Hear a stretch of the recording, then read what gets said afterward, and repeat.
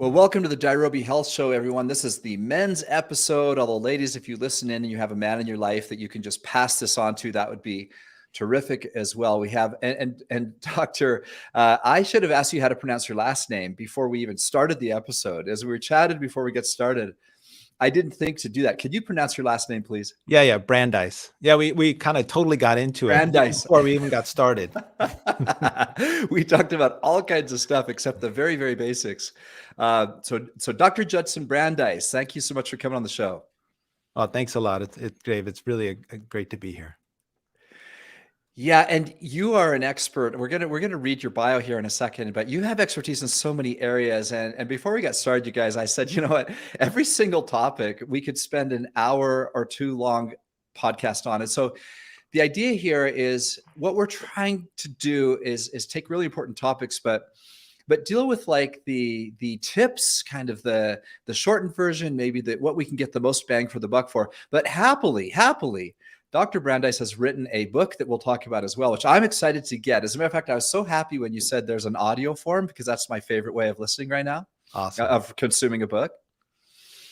And so let's get into it. And then if you want more Dr. Brandeis, you got to read the book. So let me read this bio. Dr. Judson Brandeis is an award-winning urologist and sexual medicine expert, a clinical researcher, a physician educator, and a caring clinician and surgeon. He's a graduate of Brown University and Vanderbilt University School of Medicine with urologic surgery residency at UCLA and postdoc fellowship at Harvard. Today, he specializes in the emerging field of sexual health and medicine. And what I'm really interested in, after all that experience and education he has, it's a mouthful.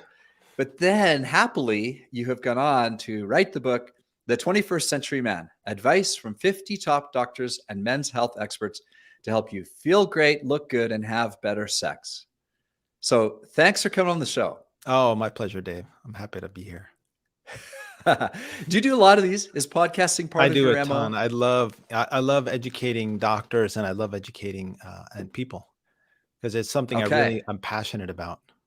You're a teacher at heart. I am, absolutely. Okay. I love it. And you have been around the block. I mean, just your resume, just the time you spent in school is many, many years at this point. You don't look that old, though. You look good. You're living what you preach, it looks like to me. Maybe it's one of those Instagram filters or something. No, I mean, obviously you're passionate about not just, the masculine side of health that some guys get into, which is very much Instagram looks. Mm-hmm. You're deeper. You're interested in longevity. You're interested in relationships. You're interested in more substantive male topics than some other research. That's researchers. That's the impression I get. Well, I'm interested in health span, not just lifespan. How long can you live a good life? And whether we like it or not, men's health in this country is a catastrophe, right? 100 years ago, men lived 1 year less than women. Now men live 5 years less than women. Okay, what happened in the past 100 years? And even before COVID, the longevity of men as compared to 15 years ago is actually declining because of opioids, because of suicide, because of alcoholism. So, I mean, This is a really serious thing. And men are half as likely to go to their primary care doctor as women are. And there's this ethos among men like that you got to be tough and I can tough it out and I don't need help and so on and so forth. And really, a strong man actually asks for help. They know when to ask for help and they know how to ask for help. And the 21st century man really is the first place that I think men should go for help, because it's all about prevention and early intervention. We do maintenance on our cars every 3,000 or 5,000 miles. You change the oil, that light goes on in the car and, you make a beeline to the dealership but a light goes on in our body and we just ignore it. And there are all these warning signs. For example, one warning sign that almost nobody understands is a warning sign is morning erections, right? When you're 20, every morning you wake up with morning wood, right? But then you hit 40 or 45 or 50 or whenever it happens, and all of a sudden you're not getting morning erections anymore. How come? So It's that's a warning because sign right that's there. the first warning sign of cardiovascular disease, right? The loss of morning erections precedes the development of erectile dysfunction by about 10 years. Interesting. And erectile dysfunction precedes the development of cardiovascular disease, of heart attacks, of strokes, of claudication, of big problems in your heart by about 10 years. So now you got a 20-year warning sign that things aren't going well. But if you don't do anything about it, if you say, don't worry about it, because things are fine with me and the wife or me and my partner, I can get it up when I need to, then you've missed a critical warning sign that your circulation isn't what it needs to be. Interesting. I never would have put that together. Like, I know that testosterone should be at a peak in the morning. That makes sense to me. But that further step you take it as a physician, the understanding that it's actually leading to disease. I never would have put that together intuitively. You're probably seeing that from research. Yeah, absolutely. Well, I mean, the purpose of nighttime erections is to bring oxygenated blood flow into the penis and stretch the penis, right? Because, most of us have day jobs that don't involve getting an erection. And then most of us aren't having sex every night. And so when do you get erections? How does your body keep your penis healthy? And if you've ever seen that TV show, Naked and Afraid, it's one of my I favorite haven't. shows. Oh yeah, it's like they send a guy and a girl out into the wilderness for a month with no clothes and basically a machete and a fire starter. Right? Like what I've cave never people heard of would do. this. Yeah, Yeah, it's yeah, been yeah. on for a long time. It's a great show. Huh. Right? And usually what they do is they lose about 25 pounds because it's hard to eat Yeah. and they don't have sex. Even though it's a hot guy and a hot girl out in the middle of the jungle in Belize, they spend all their time trying to survive. And most animals Interesting. that you look out at, are spending most of their day trying to survive, trying to get shelter, trying to get food.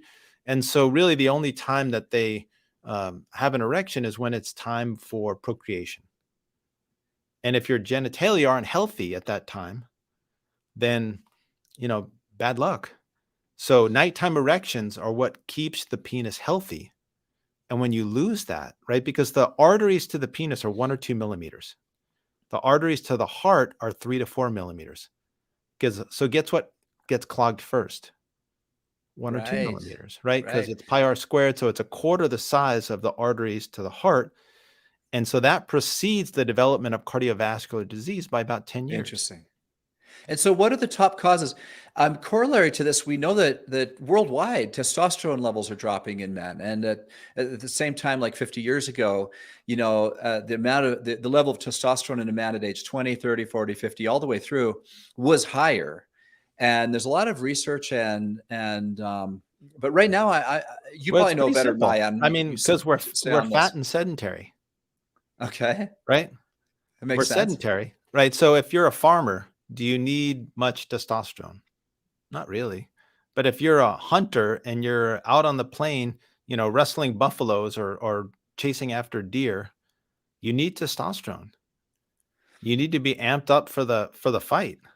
And so if you lead a much more sedentary life, where you're spending all your day on your computer, you don't need much testosterone. Your body will adjust to whatever conditions are there. And so if you don't need much testosterone, then your body isn't producing much testosterone. So that's one reason it's lower.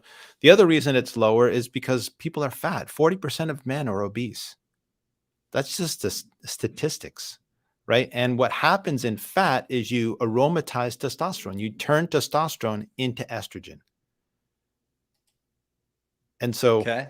I mean, that as if there are not a lot of other reasons not to be overweight, but Another one is you aromatize testosterone into estrogen, because people think testosterone and estrogen are these dramatically different things. Like men are from Mars and women are from Venus. But if you Right. actually look at the biochemistry, the molecule of testosterone and estrogen, the only difference is a single hydrogen.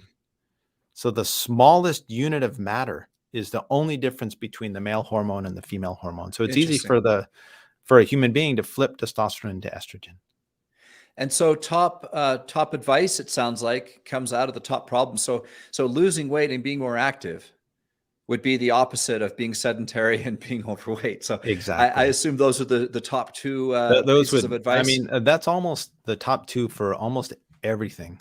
Preventing Okay. heart disease, preventing cancer, preventing mental health problems, eating Yeah. better and exercise. And in the 21st Century Man, we have really interesting chapters on eating better and also on exercise, because we didn't want to be a Me Too book. And most of my patients are really sort of intelligent folks, and they want to know more than just, what should I eat, but they want to know the why. And so our first chapter in the nutrition section is, what is food? Why are you eating? What are you eating? What's a protein? What's a carbohydrate? What's a sugar? What's a fat? What's the purpose of fat? Most people don't understand fat at all. Really? Now, this is an interesting point because I'm a health coach. I'm certified in fitness nutrition. Mm-hmm. And I don't do a lot of coaching. I mean, my main income is Dirobi, which is a supplement company. And I won't spend much time on this, but just to set the stage. But we don't want to be a company that just sells bottles of stuff to people. We want them to understand why they're taking the supplements and in context of a good lifestyle. And so we teach 7 principles of health, everything from hydration to eating the right ratios of carbs, fats, and protein, Mm-hmm. etc. So that the whole thing works together as a plan: drinking enough water, eating the right foods, getting the right exercise, taking the right supplements. And the whole plan is the silver bullet. There's no individual silver bullets in health, but having a really good plan, to me, is the silver bullet. Now, I just say it to lay the groundwork because you just said a really interesting thing to me. I'm teaching people all the time to get carbs, fats, and proteins from healthy sources every day. And I kind of assume most people know that they know as they look at their plate, which is a carb, what's a fat, what's a protein. But are you not convinced of that? Do you think that many people do not understand that very well? Yeah. Well, people don't understand the macro picture. And Okay. so I've learned, and I was taught in my long education to understand things from macro to micro. So, for example, in the chapter on Yeah. sugar, people don't understand what sugar is, right? My explanation of sugar starts on day 2 of Genesis, right? Okay. Let there be light, right? The source of light in the universe is the sun.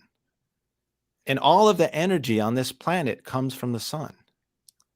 And Yeah. trees are really smart, right? Trees have this thing called chlorophyll that makes leaves green. And what chlorophyll does is it captures the energy of the sun, right? But when you capture energy, you have to store it somewhere.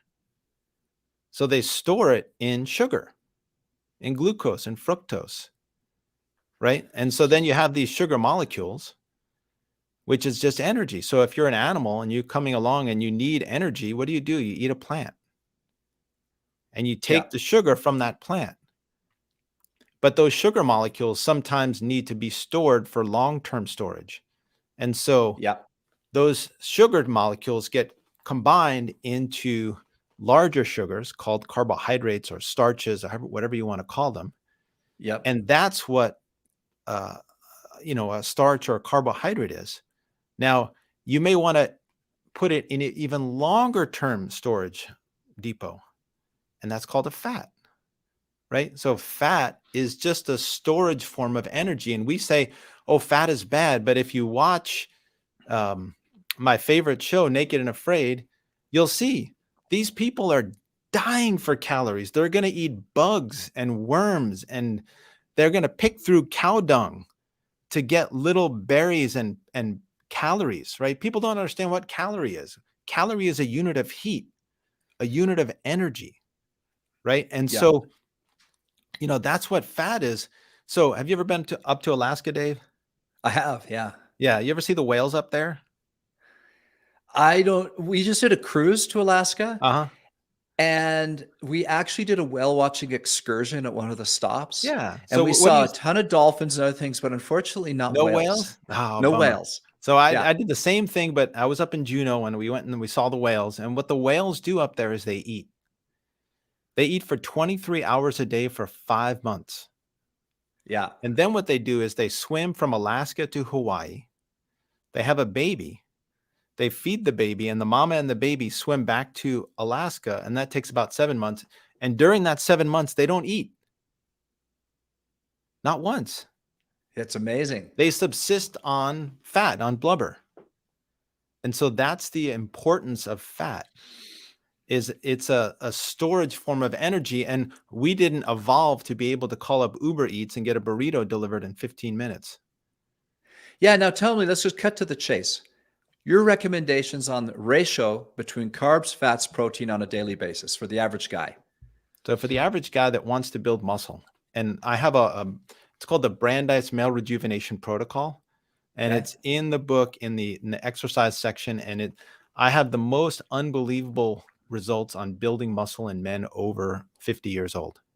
Okay. So I can build 5 or 10 pounds of muscle in men over the age of 50 years old by boosting their testosterone, by using a device called the M-Sculpt device, which uses high-intensity focused electromagnetic waves to build muscle. Interesting. To have people follow the American Heart Association recommendations for cardio exercise, which is 4 times a week for 40 minutes with a heart rate of 120 minus your age times 0.75. So for me at 50 something, I'm at 54, I'm at like 125. So I got to keep my heart rate up to 125, because when you're exercising, you're sweating, you're burning about 500 calories an hour. And then it's essential to know your basal metabolic rate.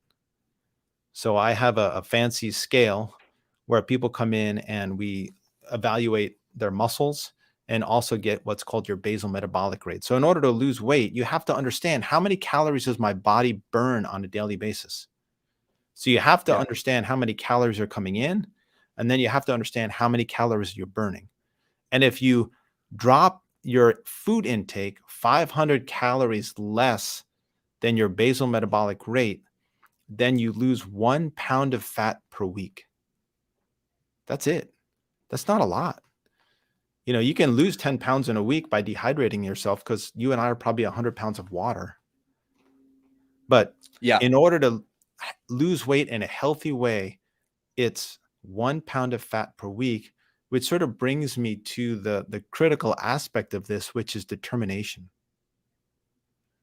I provide a roadmap for my patients. You need this many calories. If you want to build muscle, take your weight, divide it by 2 and multiply that. And multiply that by the number of grams of protein. So if I'm 180 pounds, I need 90 grams of protein a day.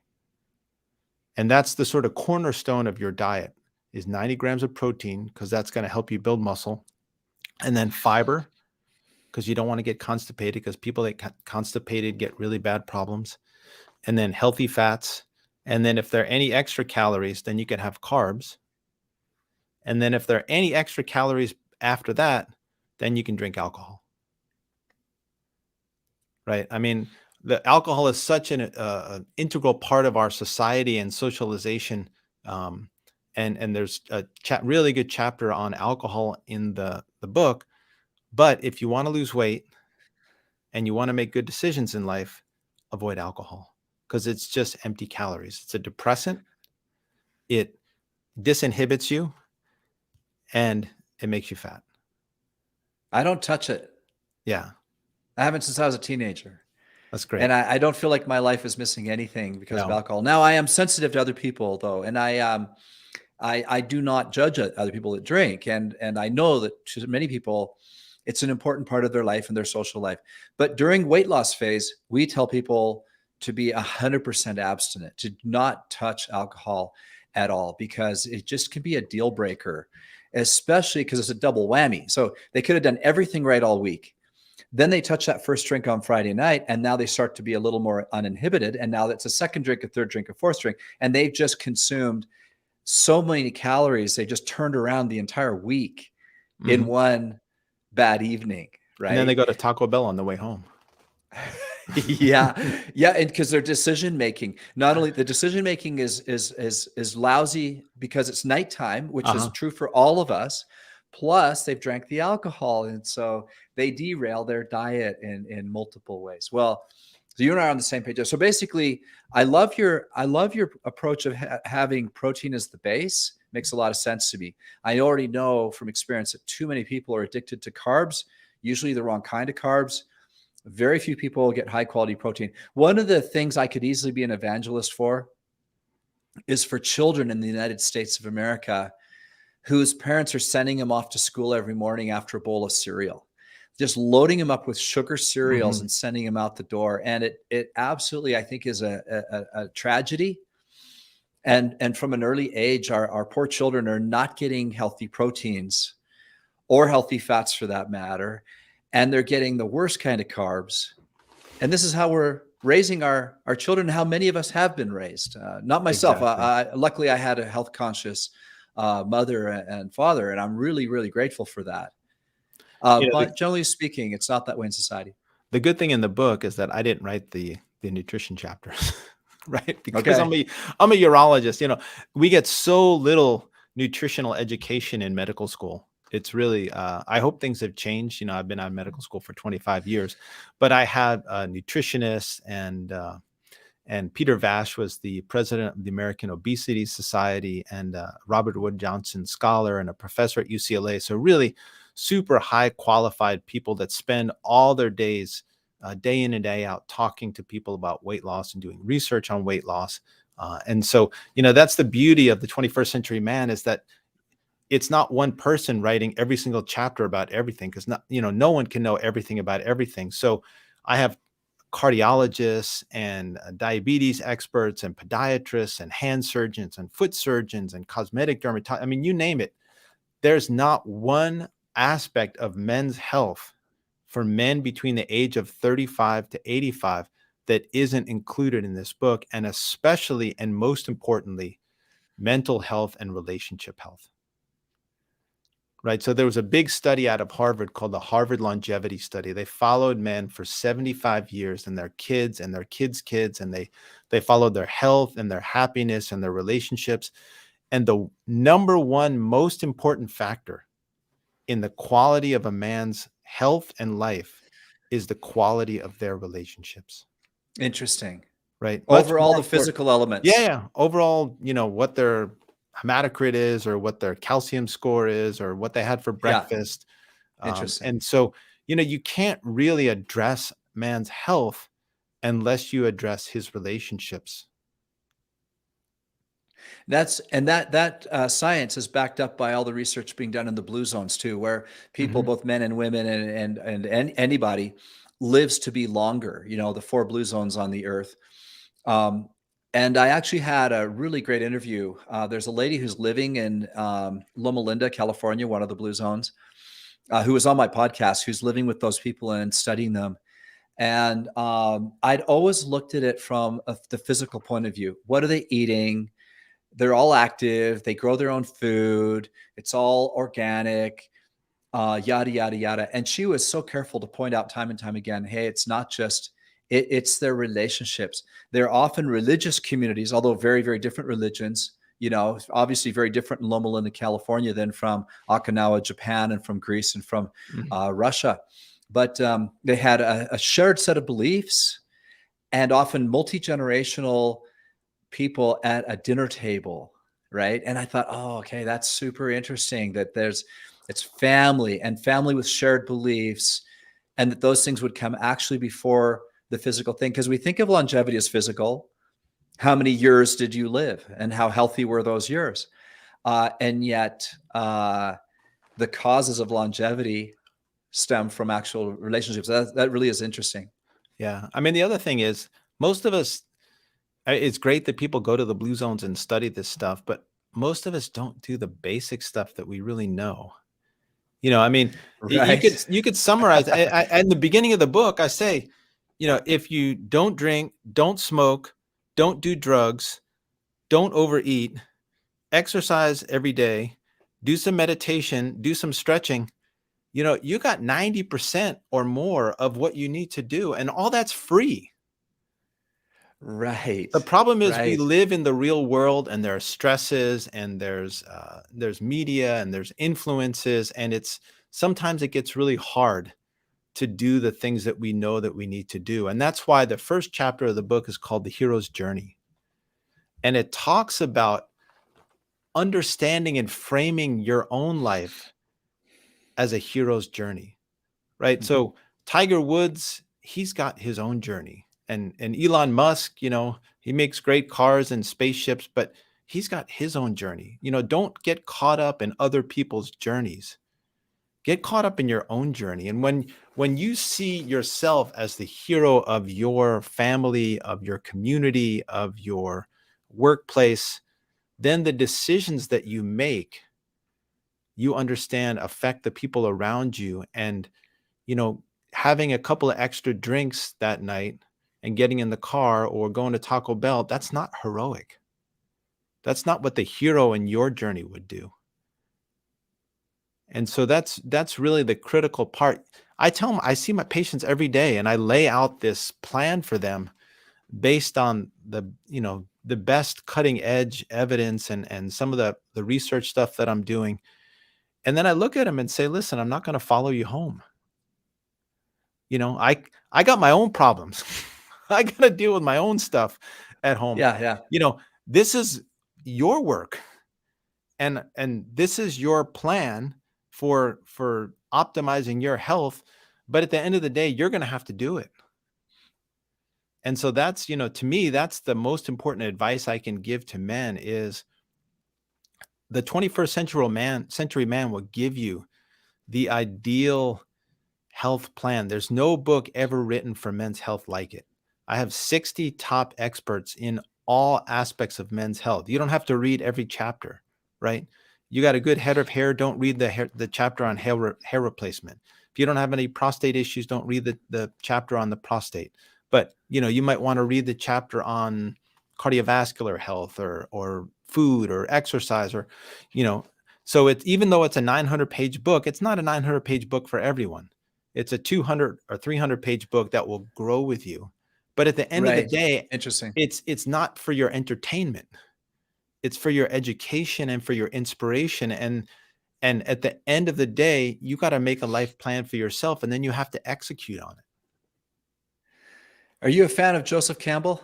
Yeah, that's what the chapter is based on. Joseph Campbell. I have his hero's journey circle in the first chapter, and then in the 101st chapter, I talk about my own hero's journey. Fun. Yeah. Fun. You married? I am. Children? 4 kids. 4 kids. Okay. Yeah. So 4 teenagers right now. Yeah. Oh, wow. That's why I said, I got my own problems. I don't need anyone else's problems. I got a full slate. And there's another problem you have. It's what you said earlier. I was laughing when you talked about guys taking better care of their vehicles, because I've used that analogy so many times.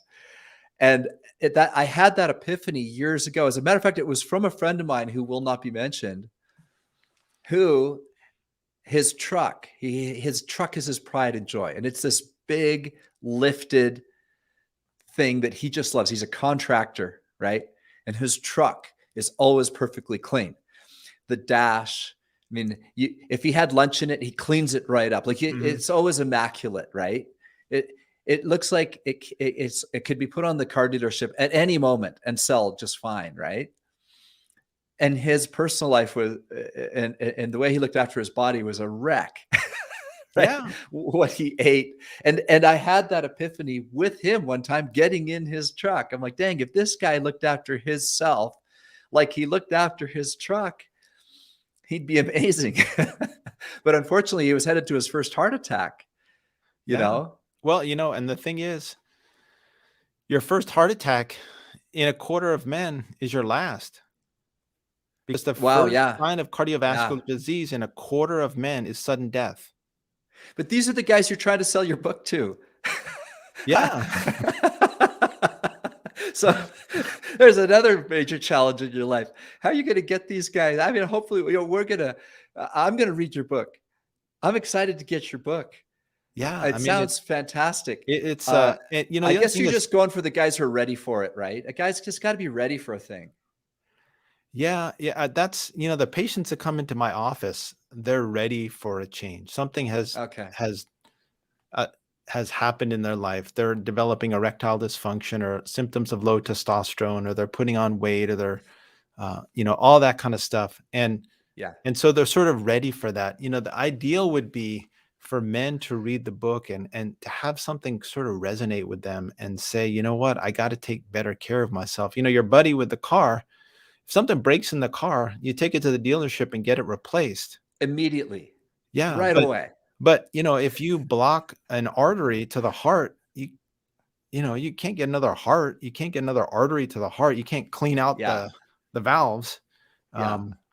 You're stuck with it. Yeah. Yeah. And it's, Interesting. in the human body, an ounce of prevention is really worth, pounds and pounds of cure. And this book is written for men, right? It's not one of those 300-page books that you finish, and at the end of it, you're like, oh man, that could have been like 5 pages. It could have saved me hours and hours of reading through that just to get those little tidbits of information.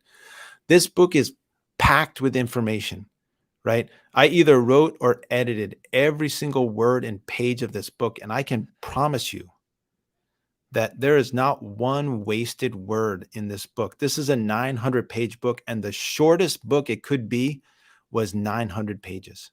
I love that. And I want you to talk a little bit about what you discovered as you were talking about looking good as you age. That's an interesting thing. I don't hear many people talk about it. Obviously, in women's cosmetics and beauty care, there's much more interest from what I can tell. I don't know many men who put near as much time into their looks as, say, their wife, those that are married, to a wife. So that's interesting. It's something that I think guys spend a lot less time thinking about.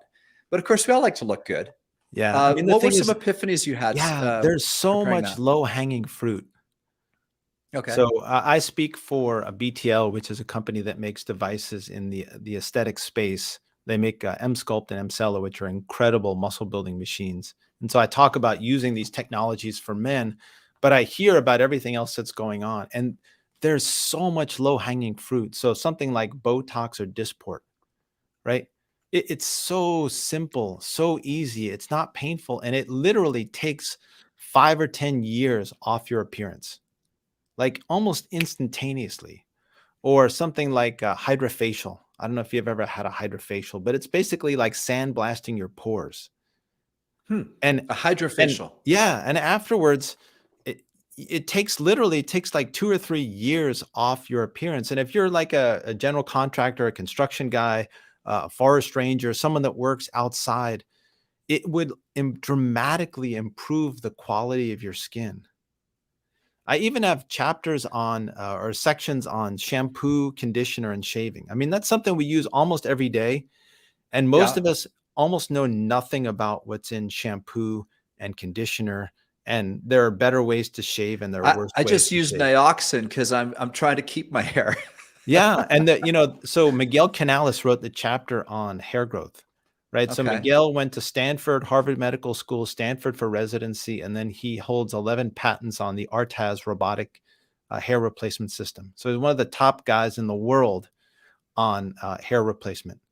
And there are things that you can do that are pretty simple that go way beyond Nioxin, including red light helmets, including PRP injections in the scalp, including Interesting. topical minoxidil, topical finasteride, really, really, and then a carnitine or biotin-based supplement. Interesting. Right. So, I mean, just good for hair follicles. Yeah. So, I mean, if you're losing your hair, just read the hair chapter. It's like 5 or 6 pages. You can read it on the toilet. And at the end of it, you'll know a ton. And it's not, it's the Cliff Notes version from one of the top experts in the world. And almost every chapter is just like that. I tell you one of the things I do for my skin that I learned just maybe a year ago now from a Men's Health magazine. As a matter of fact, I was sitting in a doctor's office and just reading through a Men's Health magazine, and there's a guy writing about showering. He's a doctor, and he said, we're ruining our skin with soap every single day. We don't need to soap up our whole body. He said, what we ought to do is just use soap on our pits and privates so we don't stink, and otherwise just rinse. And our skin can really look after itself. If like I usually work out right after a shower. Actually, I shower right after workout. I work out every day actually, Mm-hmm. And I do a combinations between heavy, medium, and light and mobility. But every time I go right into the shower, I do a cold shower. I turn on to cold, which right now it's winter in Utah, so it's very cold, but super refreshing. And I'm doing that plan. I have been for a long, long time. When I tell people, they kind of freak out, like, "Oh man, you must stink," but you don't stink. And I rinse off all the sweat and everything, and then I just soap up my pits and privates, and I feel good. And my skin, sure enough, my skin is better since I started doing that. I found that really interesting. Well, He I mean, said how the smell comes from bacteria, right? right, And the yeah, bacteria hangs out in the crevices, in the right, pits, right? But yeah, on your leg, you don't have any bacteria on the leg. Your leg's right, not going to smell. yeah, yeah, I mean, salt is basically salt water. I mean, sweat is basically salt water. So yeah. that'll wash off pretty easily with just regular water. Yep. Yep. So anyways, guys, there's something you could try. Yeah, there you go. But we There do you go. recommend showers. We do recommend showers every Yeah, single day. maybe not over soaping, but definitely showers are recommended. Yeah, absolutely. Hey, I'm excited to get this book. Now, I imagine you probably have it on Amazon and under your website, I'm guessing. Yeah, so the website is the 21st Century Man, all written out as one word.com. And we have Okay. an ebook on Kindle, and then we're releasing the audiobook. We're going to release the first section on the audiobook. It's about a 40-hour audiobook. So we're going to release the first section, which is the first there are 14 sections of the book. So we're going to release the first 3 sections. I'm going to buy the physical book then, because actually the way you described it, it's kind of like Tim Ferriss' Tools of Titans, right? It's not like start at the beginning and go to the end. And I like how he formatted that book by just taking all the different interviews he'd done and then putting into sections that all were about different topics. So a book like that, I'd want to read it and highlight and kind of, it's more of a manual, really, like a big manual. It right? is. And it's ironic that you mentioned Tim Ferriss because I love that book. And my book is exactly based on Tim Ferriss's book in terms of it's exactly the same size, like the footprint. Okay, the thickness is like this, the thickness. Right? Yeah, mine's thicker actually, but the height and the and depth, and then also the font and the layout. Exactly. He'd be flattered. Yeah, you should get on his show. Yeah, I'd love to be I bet that's very hard to do. It is very expensive. Is that it? Can you is it pay to play? Yeah, it's these days it's pay to play. But yeah, that's a very masculine book, and my book is very masculine, male oriented, but it has a sense of humor. So there are a lot of patient stories that come directly from the doctors in the book. These are all patient stories of patients that we've seen. I have a quote that starts every chapter. So, and like the chapter on cocaine, I like that. Is a quote from Robin Williams, which is cocaine is God's way of telling you have too much money. Interesting. Or the chapter from the orgasm chapter that I wrote is from Woody Allen. I want to live my life backwards. Start off dead and end as an orgasm. Oh my gosh, that's funny. Yeah. That's so, funny. I tried to give the book a sense of humor. That guys will really kind of relate to the authors and understand that the authors really care about men's health, care about, we want to reach through the pages and show you that, not only are we providing information, but we're guys just like you. And we care that you take care of yourself. It's important for for us, it's important for you, it's important for society that men take better care of themselves. I love it. And this has been a lot of fun. You've given us a lot of great tidbits. Awesome. Obviously, you got a 900-page book, so we can get very little of that in Oh yeah, we didn't even talk a about brief sex. There's podcast. like so much amazing information about sex in the book that we didn't even dip into. It's like a Trojan horse, you buy it you tell your wife, oh, I'm buying it for the chapter on the heart and on food. And then you flip to the back and go to the good stuff. Okay, I love it. But it covers everything. I mean, everything a guy needs to know to be more healthy. There's one last thing, though, that I really thought was, I don't know how to describe it. I was just impressed in your talking points that one of the things you include is gratitude. And I thought that would be a nice way to end. As you were doing all this research and everything, what brought gratitude into your radar? And just talk to us about why that is a premise in the book. Yeah, this book is a journey. It really is. You start off as the hero's journey. But if you read the literature, the hero is not the mature version. A hero is a very immature version, and after a hero goes through all his trials and tribulations, he's more of a warrior or a king. You develop wisdom, you develop experience. And the end of the book is almost kind of looking back. And I have amazing contributors looking back. So Brian Bandmiller is a national news correspondent. He's been out in the field for 40 years. He's interviewed every president, every major business leader, and he wrote about inspiration, about the inspirational figures that he's met during his life. And then Bernie Churchill, who is one of the best surgery professors I ever had, wrote an amazing chapter on gratitude. Right at the end of it all, you have to look back and you have to be thankful for all the people that helped you get to where you are. I mean, one of his favorite quotes that he would drive into the residence is from Isaac Newton. I can see so far because I stand on the shoulders of giants. None of us does it alone. That's a great quote. Yeah, none of us does it alone. And then the next chapter is by Larry Bianati, who is my business advisor and one of the top HR guys in the country. And he wrote about legacy. What do you want to leave to people? Are you just a consumer? Are you just going to take? Or are you going to leave something good? Who have you been inspired by? What are you thankful for?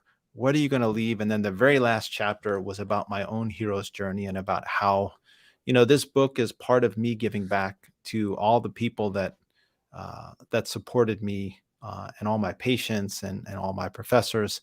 And I'm giving everything that I know and my circle of colleagues and friends know about men's health to help men in our society live a better, more healthy, more complete life, because, men are under siege, whether we like it or not. Interesting.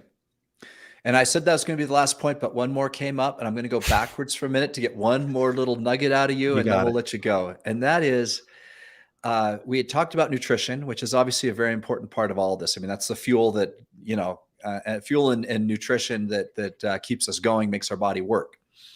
And we'd had that discussion, especially in regards to protein as the basis of a diet. Do you have recipes in the book, and if not, where does a guy go to find the actual, when you wander into the fridge? This is a problem I find as a fitness coach. Many people can, even when they understand it, like we talked about how much people understand the difference between fats, carbs, protein. That's one thing.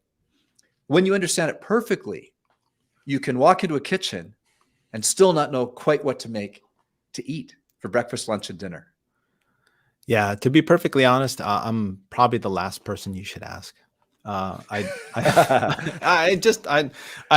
always been an athlete.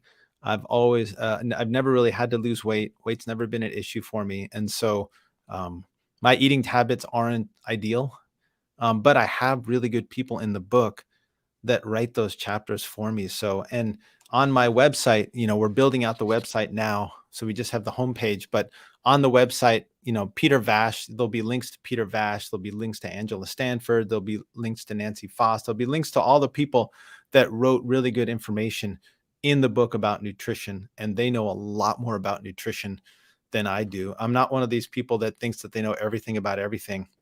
I know what I know, and I know what I don't know. And I know the phone numbers and the email addresses of the people who know more about than I do. Okay. Well, good enough. Well, it has been a lot of fun to talk to you. I'm excited about the book. And one more time, tell people your website, any social media, anything you want to give out where people can connect with you. Sure, absolutely. So the 21st Century Man, all written out, 21stcenturyman.com is the book. And then my medical practice is Brandeis, BRANDEISMD.com, BrandisMD.com, and I'm in Northern California. And then I have a YouTube channel because I do a lot of physician teaching. And so I put a lot of my videos. So I have the men's sexual medicine curriculum up where I have a lot of videos that I teach and videos about testosterone and PRP and all sorts of stuff that I do. It's kind of a repository for the talks that I give and that kind of stuff. Okay. Well, fantastic. Thanks so much for taking the time and being on the show. Thanks a lot, Dave. I really appreciate it. Thanks again. And for those of you listening, this is Dave Sherwin wishing you health and success.